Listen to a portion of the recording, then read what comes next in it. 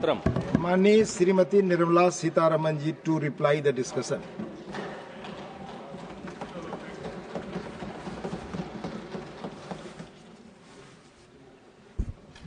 So thank you very much. So we had 26 honourable members speak on this bill.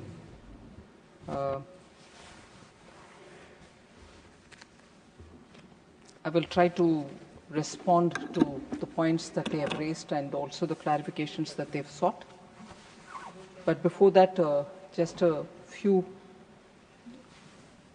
specific to this bill and comments which are so linked to the stated objective of the bill I would like to put before you, sir. So raising dedicated revenues.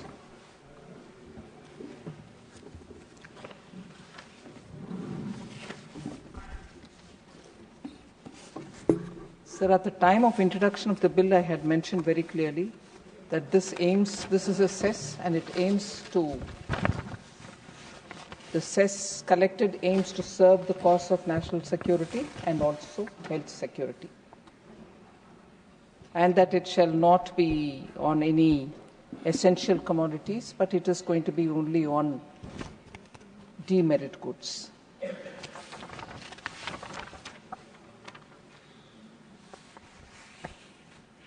So raising a dedicated stream of revenue for credible defense capability is very important, particularly this era where it is high-tech warfare. Modern conflicts are all very dominated with precision weapons, autonomous systems and also space assets, cyber operations and rapid battlefield intelligence, all of which require a lot of capital-intensive expenditure, continuous expenditure, steady expenditure, and technology being such a rapidly growing area, you also have to keep updating the technology, which also requires investment, which has to be for upgrading as well.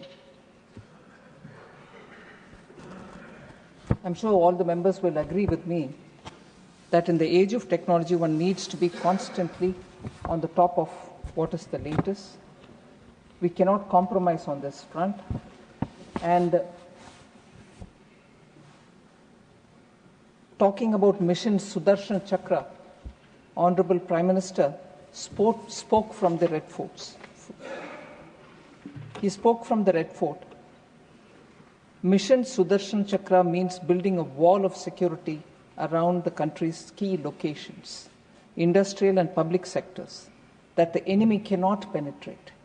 If the enemy dares, our Sudarshan Chakra will destroy them. This actually, in a way, in a smallish or a pilot kind of a, if I may use that expression, was seen during the Operation Sindoor, sir. It showed how exactly our three services now work together, use signals and drones. We neutralize targets without our troops even ever crossing the border and without a single civilian casualty. This is the reality of modern warfare, sir. And it's a tech-driven and precise operation. So these systems don't come cheap. We need steady flow of revenue for keeping our defense forces fighting fit. So this cess actually offers a feasible mechanism to strengthen both citizens' health and military preparedness. Sir, before I go into the details of how defense has been left defenseless sometimes earlier, I'd like to highlight the fact that GST was levied on sin goods or demerit goods, and on them there was a compensation cess also added, so their incidence went up to 88%. In some cases, 72, 73 in some others. So they were all over 40%. Now when the next generation GST, we have also seen the end of compensation cess. And GST by itself gives us a cap of 40% to be levied and not beyond, to be levied on any commodity or service. Even on cigarette and even on pan masala, even today, after the compensation cess gets over, only 40% can be levied.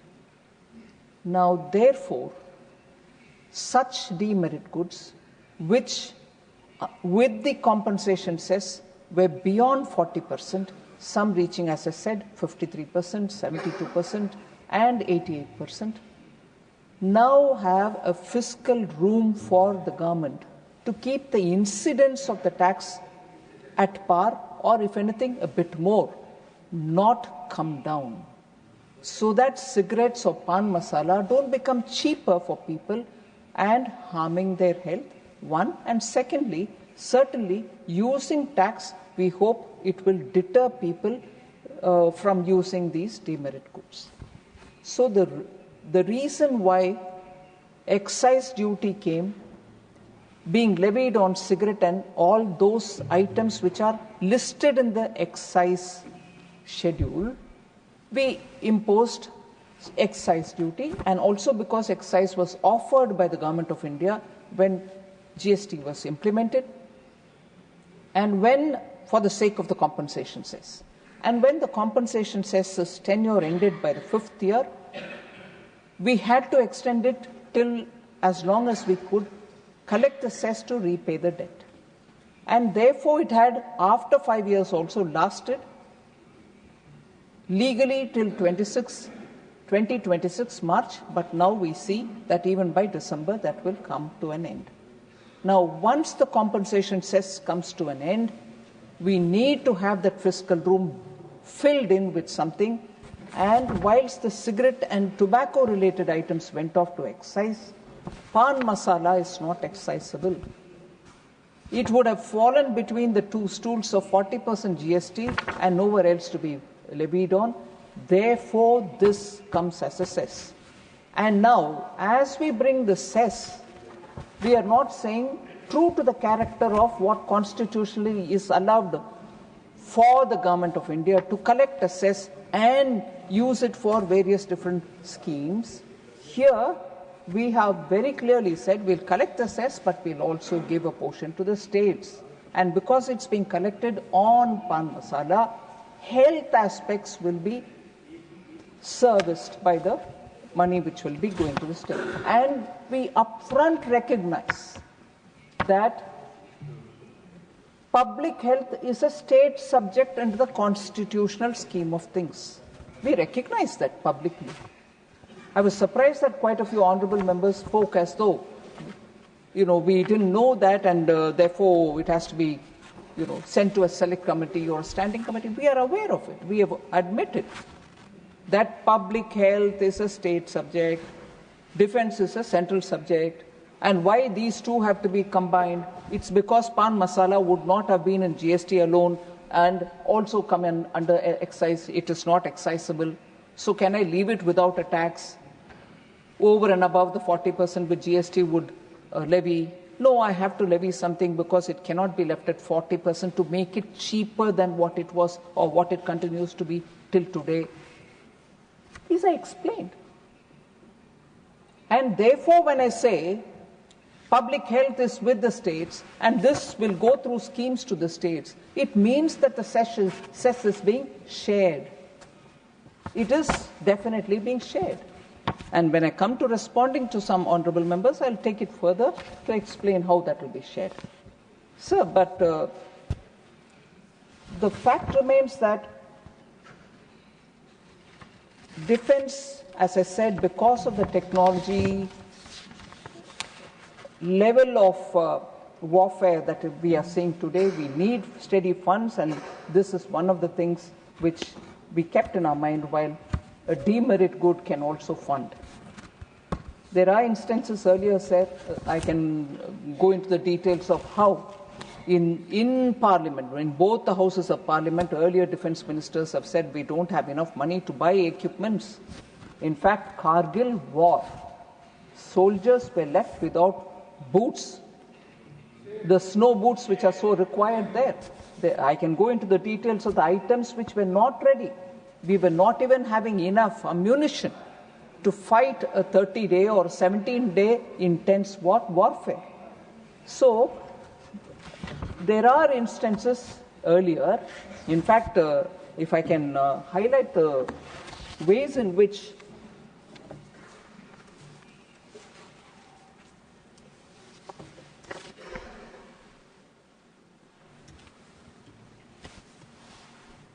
the Parliament had been told that, no, we wouldn't have money to fund the defense expenditure, but kickbacks would be funding families.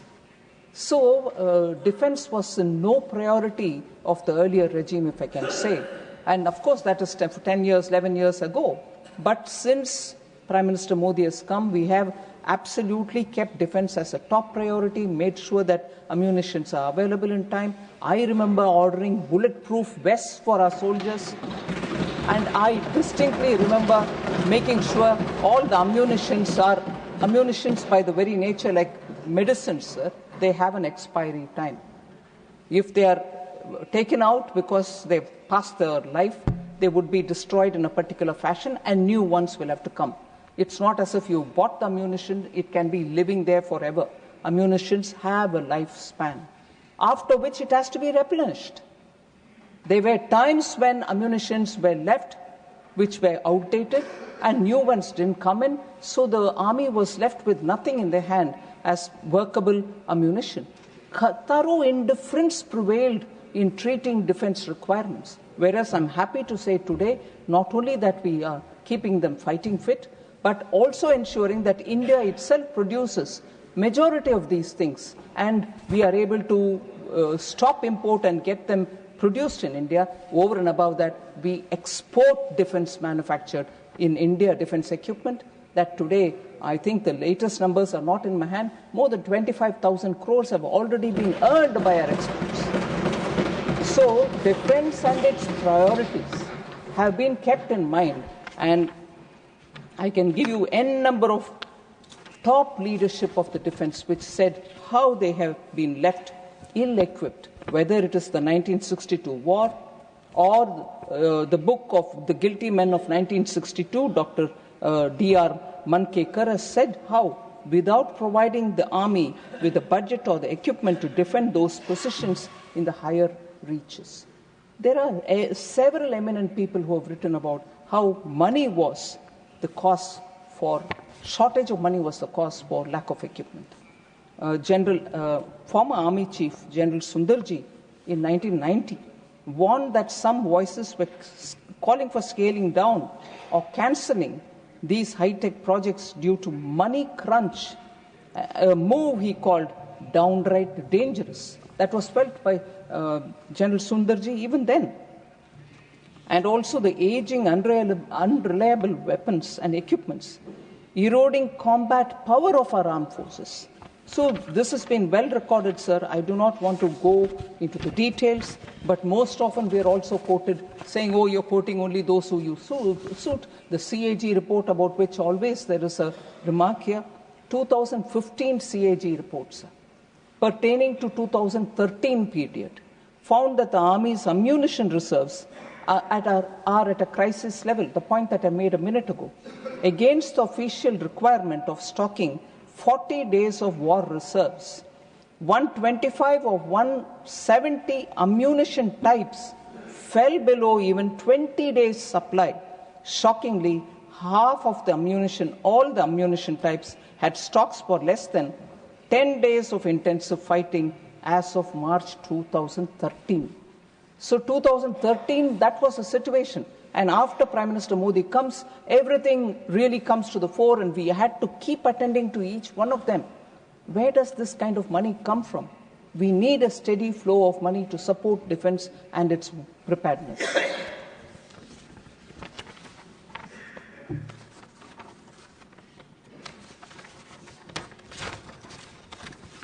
So, I'm no good in Hindi, but there was, when I was talking with my team, one of them mentioned this, and it's worth putting it here.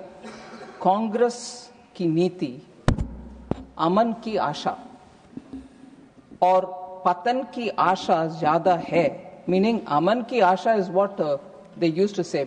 अमन की आशा कम है और पतन की आशा ज्यादा है.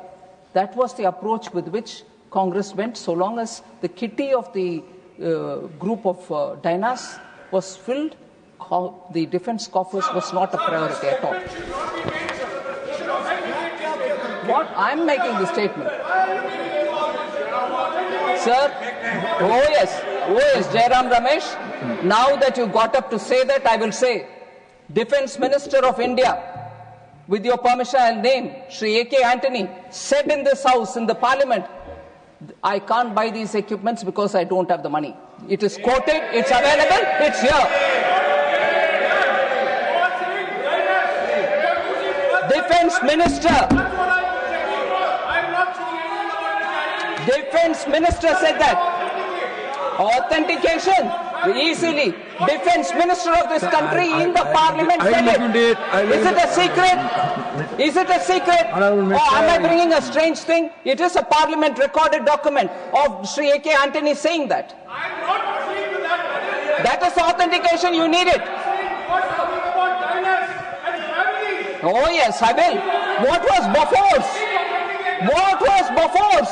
Madam. What was Augusta Westland?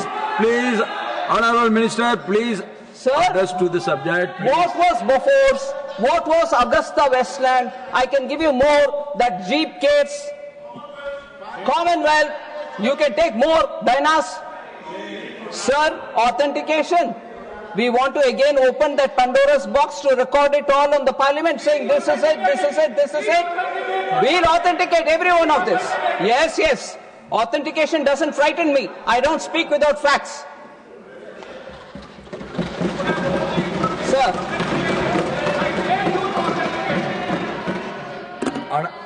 It really gets on to, sir.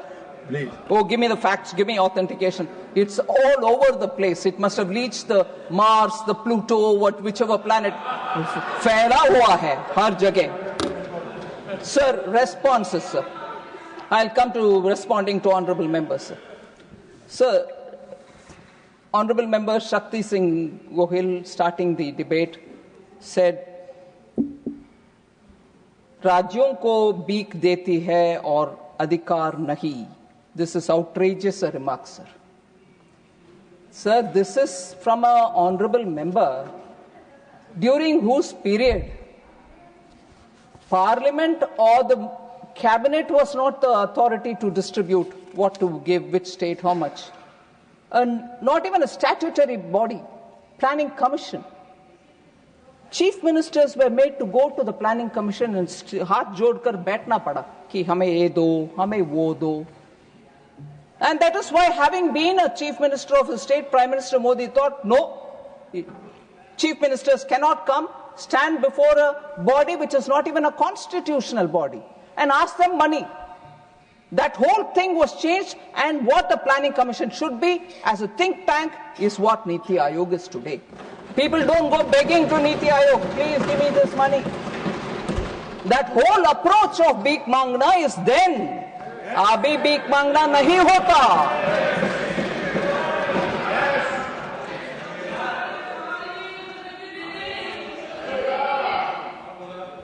Sir, राज्यों का हक देना है, जरूर दे रहे हैं.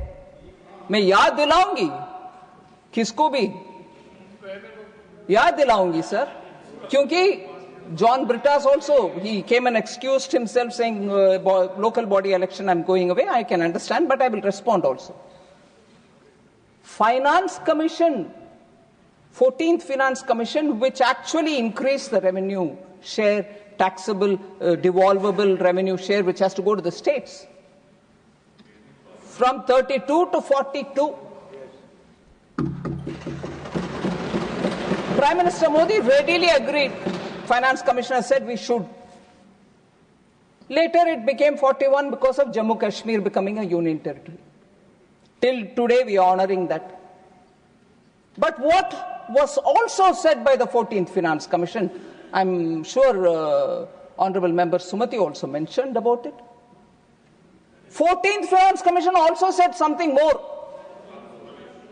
I wish all honourable members please consider looking into it again. 14th Finance Commission also said, stop all the centrally sponsored schemes. Stop all the central sector schemes. Close karo schemes. Prime Minister didn't do that. It would have actually saved us some more money. We could have spent it again on defense. He said, no. Suddenly don't do this because states will suffer. We should continue it.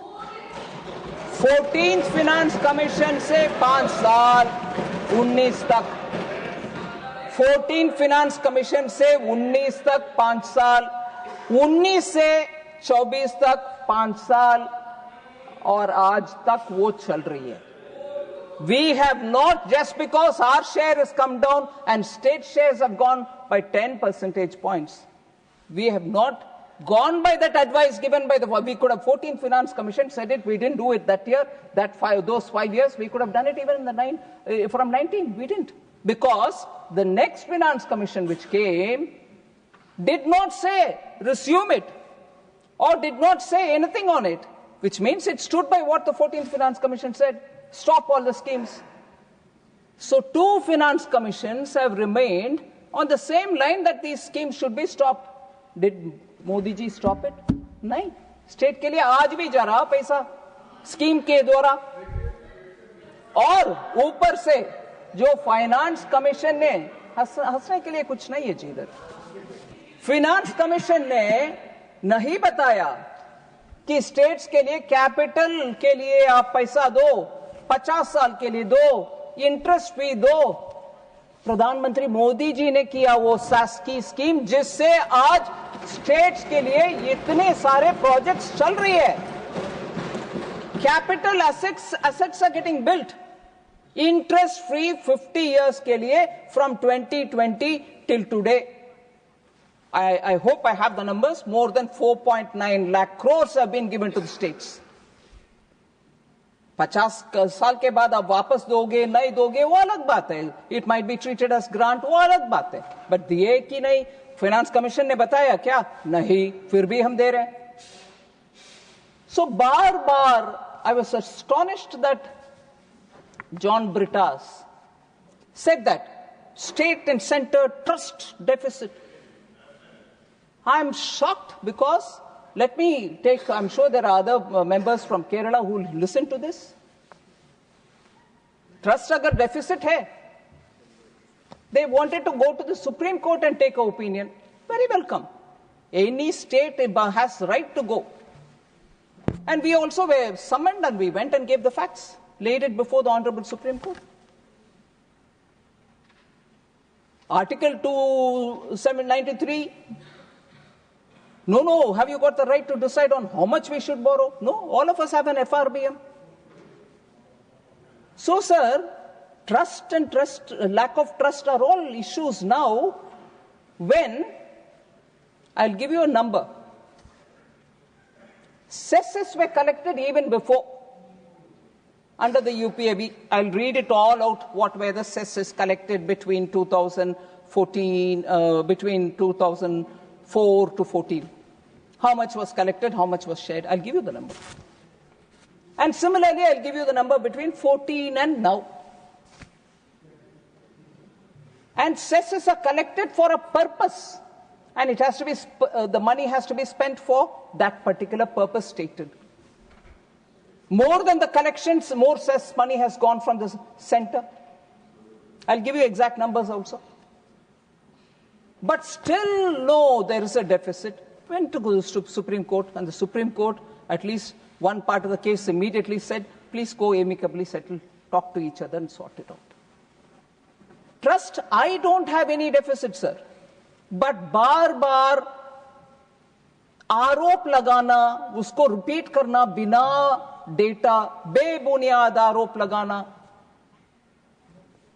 Trust deficit is being created in the minds of people, which of course people are able to see where the facts lie.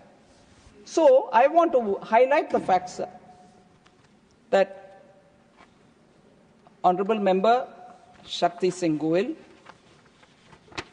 there is no less money being given to the states. UPA 10 years, NDA 10 years, ending 2024. I have said this number several times, I'll say it even now. 18.54 lakh crores were given during UPA time under the tax devolution. NDA 10 years, 71 lakh crores have been given. And if you take beyond 24 till 26, 84.87 lakh crores have been given.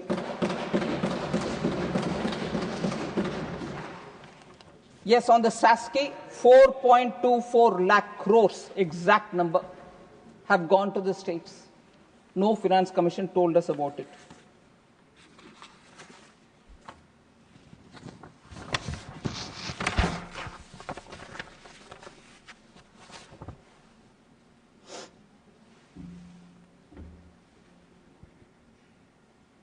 So again, Honourable Members Shakti Singh Goyal, also Dr. Kanimuri,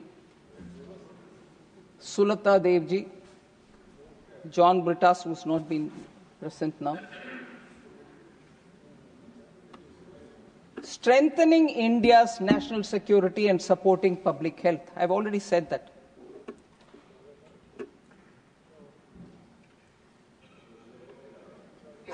Specific projects through which the public health activity will be supported, schemes or programs, will all be notified. And the general talk, I heard this even in Lok Sabha, I'm hearing it here also, sir. Oh, you will do it according to your wish and fancy, we will not know anything about it. No.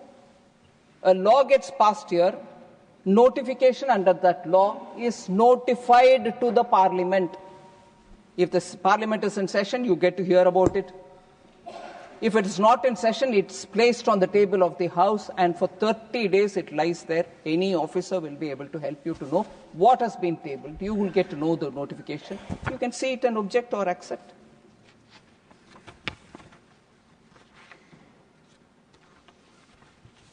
And this power to levy cess has been repeatedly reinforced by the Supreme Court.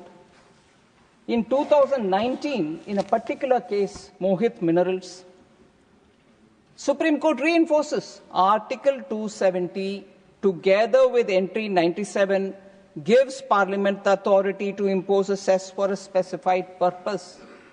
There's just no question. Central government has the authority, comes to the Parliament, passes the legislation and collects the cess. So there need not be any doubt about you're collecting.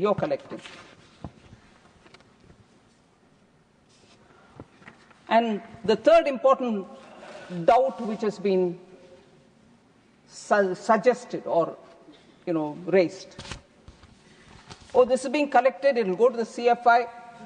How will anybody know about it? How much went into the CFI? This is also CAG audited.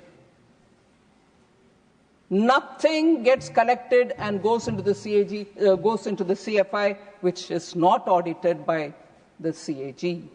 The expenditure, how it's been expended, are also looked into by the CAG.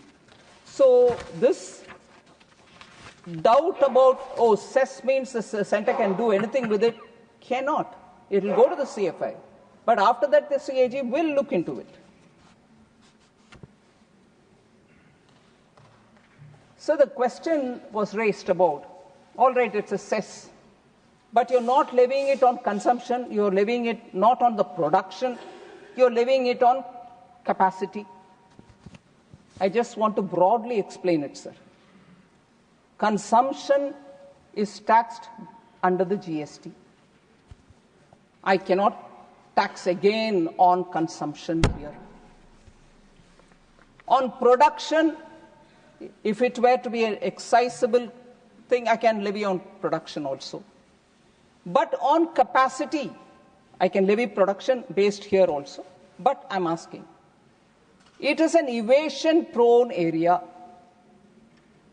It can be very well said they are producing this much. Assume I'm taking random numbers. He produces 50,000, but gives in the market 1 lakh. How would I know? How would I know it?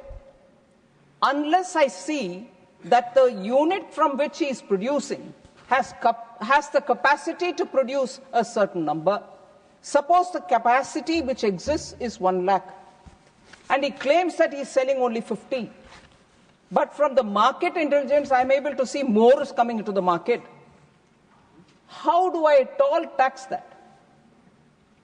So there is well-researched, well-studied ways of understanding how to go about it. Several studies have been done, not just now, even earlier, under various different governments also, to make sure that a self-proclaimed statement is given by the manufacturer, that he self-attests and says, this is my capacity. That's the first stage. Various ways in which we'll go about checking how to do it. I'll let you know. It's not going to be a discretion-based individual harassing a particular producer. Just the fact that it is an evasion-prone area, we need to have beyond what comes out of factory gate, or at least what we are told. And that is why the capacity-based taxation happens because of that.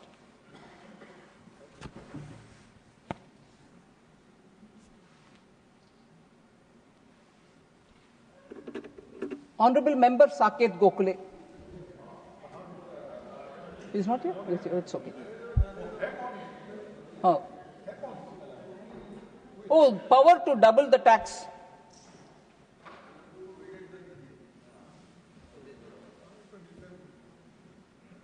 No requirement to come to the Parliament, and it seems arbitrary.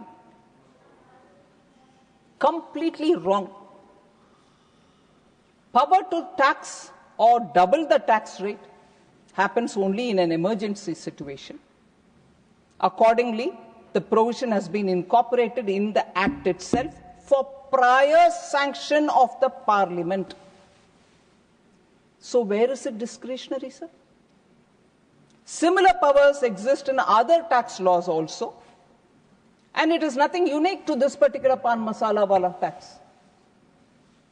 Every time, even in customs duty is taken at one level, but what actually is levied is far lesser than that. If we want to increase, we increase because Parliament gives us authority to take it up to a certain level. If we want to cross that level, we'll have to come back.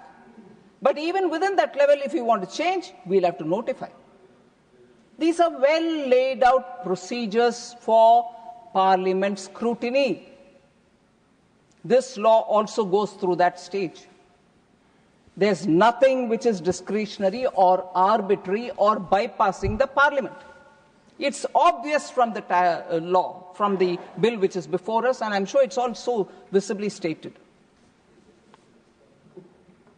Sir, also on this question of power under Section 34 to add new goods to the schedule, obviously we'll keep a certain window so that we can come up with adding more goods to it, all of which are demerit. I've been saying it from the beginning. I'm not going to add atta or khane wali tel or chena or things like that into this. Demerit goods only. Pan masala, sir, is currently covered under a tariff clarification 2106-9020. The ingenuity of the manufacturers may be that they make the same thing in a slightly different thing and call it differently and say, no, this is not that because it has some XY differently. But it is pan masala. Do I have to come to the Parliament to make a new law for it? Whereas if I have this window, similar demerit product, even if it's cloned, or even if it's evolutionary process of a pan masala, do I include it or not? So laws, not just this one, any law would keep a little window to say similar goods will be brought in. Lawmaking happens like that. So I repeat, This is only for demerit goods.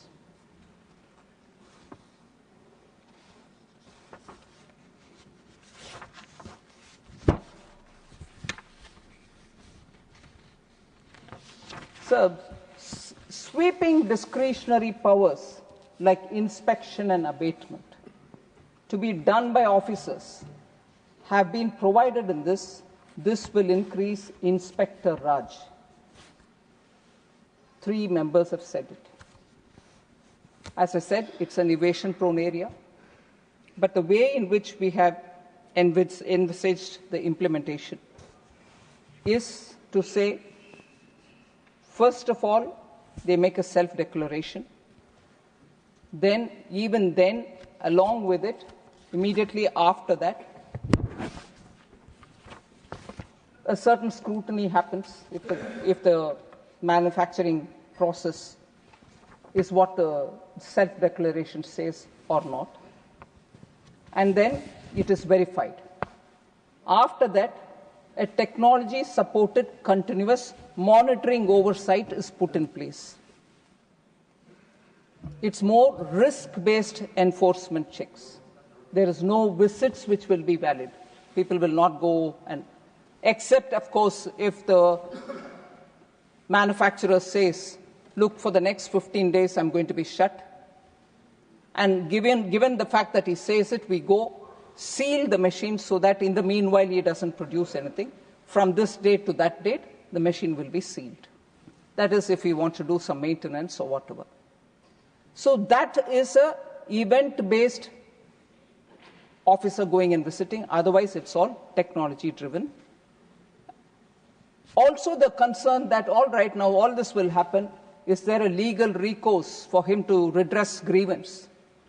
So first, the original order, if at all some order is levied saying you pay this much, the original order will be reviewed or revised at the officer level. And then the appellate authority is where they will go. Then they will go to an appellate tribunal, and finally to the High Court and Supreme Court. So every legal recourse is available, and nothing is going to be left only to the oversight of the officers. So Member Harris Biran, I don't know if he's here, had said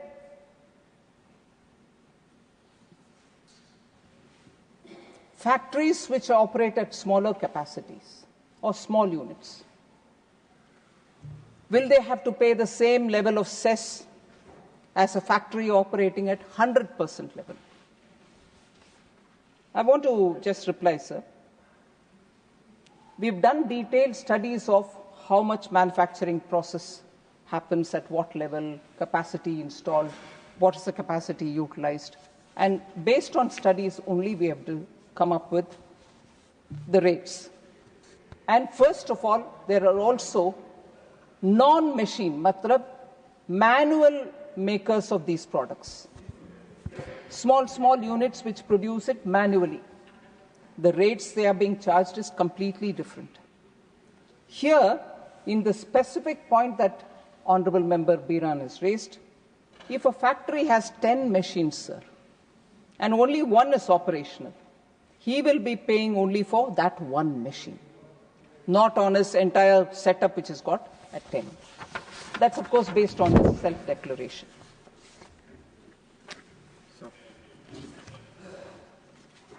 Honorable Minister, 1 minute. Honorable members, it is now 6 p.m. If the House agrees, we may sit beyond 6 p.m. till disposal of today's listed business and the special mention permitted for today. Do I have the leave of the House to extend the sitting beyond 6 p.m.? Honorable Minister. So repeatedly questions have been asked about cess have been collected, you have not paid it. I just want to give the example, sir. Pre-2004 cesses were collected. The cess on crude oil, national calamity contingent duty, road and infrastructure cess have all been pre-2004. Health and education cess, which is 2004-5 vintage. And then, of course, health, there was also this new health and education cess, which blended both in 2018 and 19 and so on. The health and education cess, government has transferred 6,49,459 crores during 2014-15 to 2025-26 against a collection of 6,07,573. 6,07,573 was collected.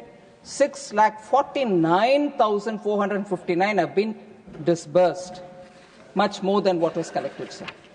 So is with National Calamity Contingent Duty. Collected was 68,656 crore. Transferred is 72,993 crore, much higher than what was collected. The same is with road and infrastructure cess. Sir, the road and infrastructure cess has been levied since 2000. This cess has been collected under the Central Road Fund Act 2000 and on imported and manufactured motor spirit, commonly known as petrol and high-speed diesel oil. The cess is transferred to Central Road and Infrastructure Fund. There are various schemes through which it happens: railway safety construction, investment in NHAI, road works, maintenance of national highways, Pradhan Mantri Gram Sadak Yojana. All these receive it from there. Pradhan Mantri Gram Sadak Yojana, sir, was 13,327 crore in RE 24-25, of which amount finance from the road and infrastructure cess was only 12,000 crores. Where it was only 12,000 crore from the cess, 13,327 has gone to the states. All states have got their share in it. I don't want to read and take the time, but every state has got it, so it's not as if some got and some others didn't.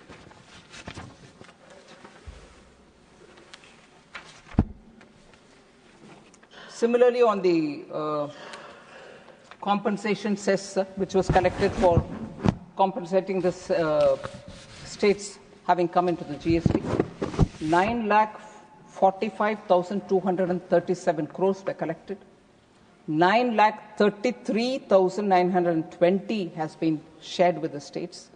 Arunachal Pradesh and Manipur, their AG authorized certification has not come to us, so the rest of the money will have to be given to them both. That's where the gap is.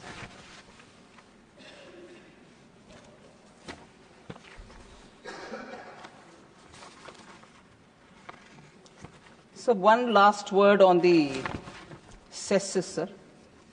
So as I said, cesses were collected even during UPA era. If we were to see how much of cesses as a percentage of the gross taxable revenue, under the UPA, sir, that is 2010 to 2014, those 4 years, cess as a percentage of the GTR was 7%, 7.0%. Whereas now in the BE 2025-26, it is 6.1%. Far lower cess is being collected now than what was collected under the UPA. 7.1% between 2010 to 2014. So, repeatedly saying you're collecting cess, you're keeping it. I'm saying I'm collecting cess, I'm also dispersing to the states, and I'm also saying with numbers that more is getting dispersed to the states than what is being collected. And the total collection of cess is only 6.1% of the gross taxable revenue, whereas earlier it was 7.0. Sir, just for the sake of keeping records clear, Bengal Swasthya Sati is better. I just want to say the comparison has to be made in full. One simple comparison point.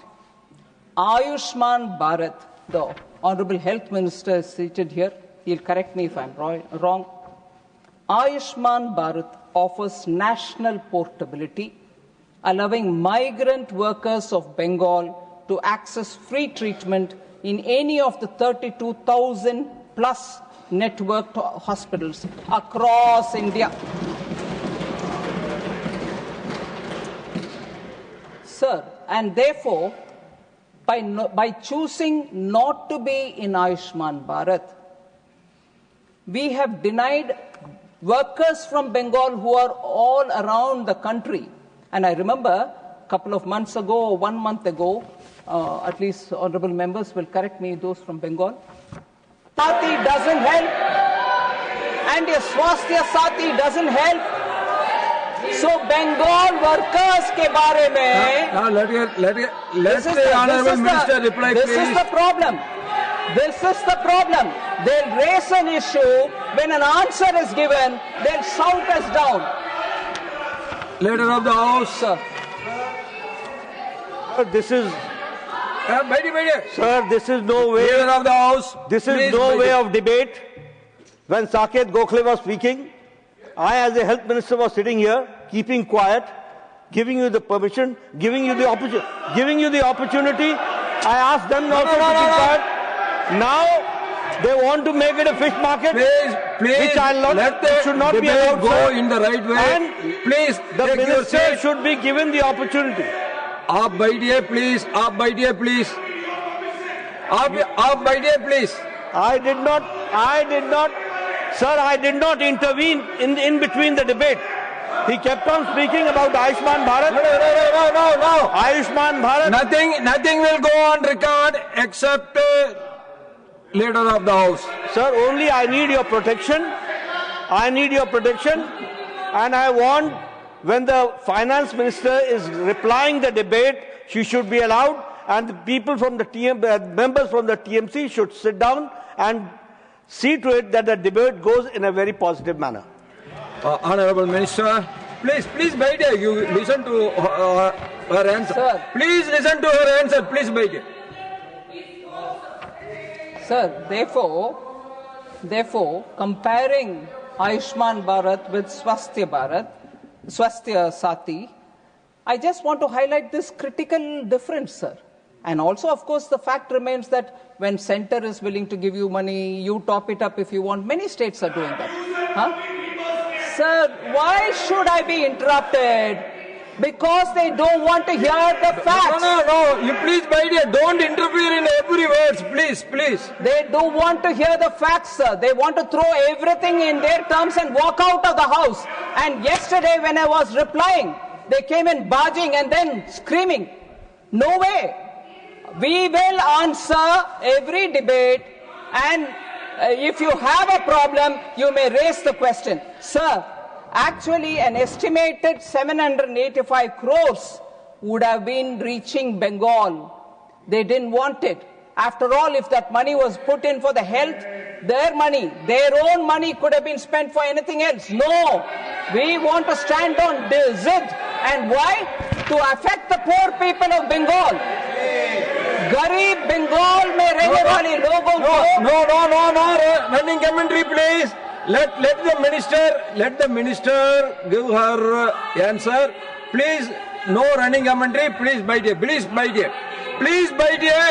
Let her complete her answer. You please, my dear, let her complete her answer. Of course, I will authenticate. Sir, Minister, you address to me. Last point, sir. Staying out of the national framework, which is Ayushman Bharat framework, stifles the economic potential of West Bengal and its health sector. If the state were integrated, why don't you all please listen? Now, Honourable Minister, this is not the street of Bengal. Honourable Minister, please address to me. Sir, staying out of the national framework stifles the economic potential of West Bengal healthcare sector. You, my dear, I will look into it. You please, my dear. I will look into it. No.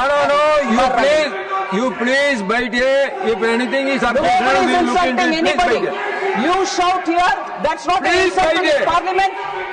You shout here. That's not an insult to the people of Parliament. Honorable Minister, please address to me. Please address to me. Staying out of the national you go framework. Please go back to your seat. Please, you go back to your seat. I already told you, please go back to your seat, Minister. Address to me. Staying out of the national framework stifles the economic potential of West Bengal's health sector. If the state were integrated in the PMJY ecosystem, which supports 15.5 crore families nationwide, Kolkata could leverage this volume to become the primary medical hub for eastern and northeastern India, catalyzing private infrastructure growth. Nothing will go and on record modernization. except Minister's answer. So with these words, I want this House to consider passing this bill. Thank you very much. Please.